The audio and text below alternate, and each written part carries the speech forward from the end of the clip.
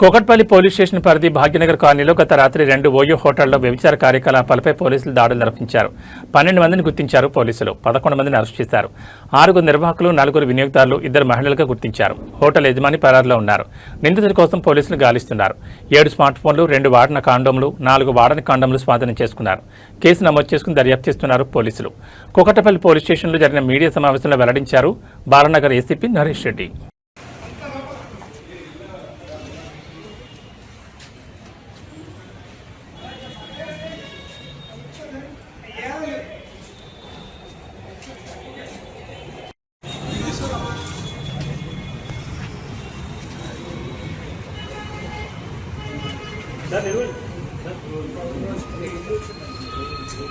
Illegal activities జరుగుతున్నాయి అనే దాని మీద ఇదే కాకుండా ఇప్పుడు మనకు గతంలో కూడా కొన్ని కంప్లైంట్స్ ఉన్నాయి. ఈ రోడ్ సైడ్ చాలా లాడ్జెస్లో ఇలాంటి బిజినెస్ జరుగుతుందని. అంత సింపుల్గా ఏంటంటే మేము మేజర్ అని చెప్పేసి ఒక ఆధార్ కార్డు చూపెట్టి పోతున్నారు. ఆ ఆధార్ కార్డులో అది నిజమైన ఆధార్ కార్డా, అది ఫేక్ ఆధార్ ఐడి చూపెడుతున్నారో తెలియట్లేదు.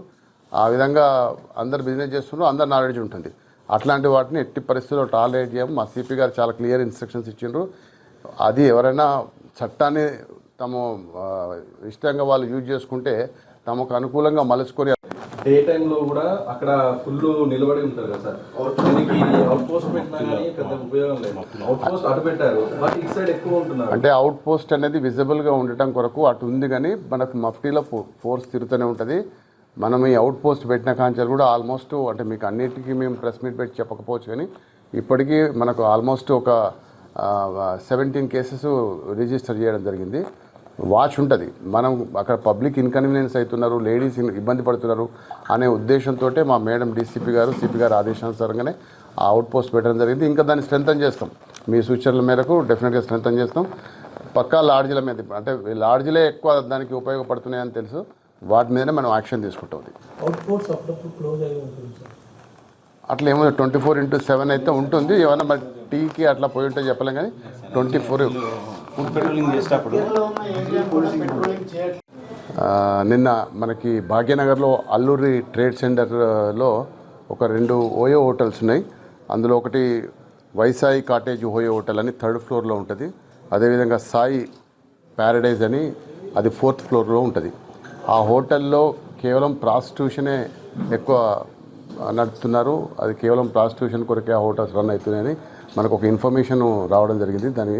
దాన్ని పకడ్బందీగా ఆ ఇన్ఫర్మేషన్ రాగానే మా డీసీపీ రితిరాజ్ గారి ఆదేశానుసారంగా మా ఇన్స్పెక్టర్ స్వామి గౌడు, అదేవిధంగా ఎస్ఐ చంద్రశేఖరు, తర్వాత ఎస్ఐ చైతన్య, శ్రవంతి, వీళ్ళందరూ కూడా ఒక టీమ్గా పోయి ఒక ప్లాన్ ప్రకారంగా రైడ్ చేయడం జరిగింది. ఆ రైడ్లో మనకు చాలా విషయాలు బయటకు వచ్చినాయి.